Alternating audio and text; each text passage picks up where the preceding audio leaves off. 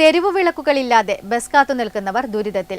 ദിനംപ്രതി നിരവധി പേരെത്തുന്ന പരിയാരത്തെ കണ്ണൂർ ഗവൺമെന്റ് മെഡിക്കൽ കോളേജ് ആശുപത്രിക്ക് മുന്നിലാണ് തെരുവുവിളക്കുകളില്ലാതെ ബസ് കാത്തുനിൽക്കുന്നവർ ബുദ്ധിമുട്ടിലാകുന്നത്.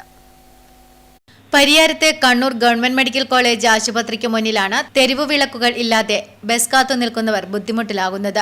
ദിവസവും വൈകുന്നേരത്തോടെ ആശുപത്രി ജീവനക്കാരും രോഗികളും കൂട്ടിരിപ്പുകാരുമടക്കം നിരവധി പേരാണ് ഇവിടെ ബസ് കാത്തുനിൽക്കുന്നത്.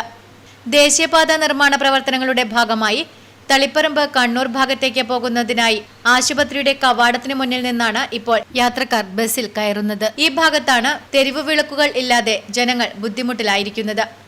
വാഹനങ്ങൾ കടന്നു വരുമ്പോഴുള്ള വെളിച്ചവും സമീപത്തെ കടകളിൽ നിന്നുള്ള വെളിച്ചവും മാത്രമേ ഇവിടെ ആകെയുള്ളൂ.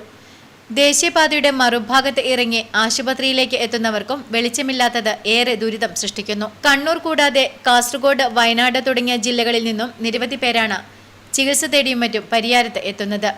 ഇങ്ങനെയുള്ള ഇവിടെ രാത്രികാലങ്ങളിൽ ബസ്സോ മറ്റു വാഹനങ്ങളോ കാത്തുനിൽക്കുന്ന ഭാഗത്ത് തെരുവുവിളക്കുകൾ ഇല്ലാത്തത് ഏറെ പ്രതിഷേധത്തിനിടയാക്കുന്നു. ബന്ധപ്പെട്ട അധികൃതർ എത്രയും പെട്ടെന്ന് തന്നെ തെരുവുവിളക്കുകൾ സ്ഥാപിക്കാനാവശ്യമായ നടപടി സ്വീകരിക്കണമെന്ന് ജനങ്ങൾ ആവശ്യപ്പെടുന്നു. നെറ്റ്വർക്ക് ന്യൂസ്, പിലാത്ര.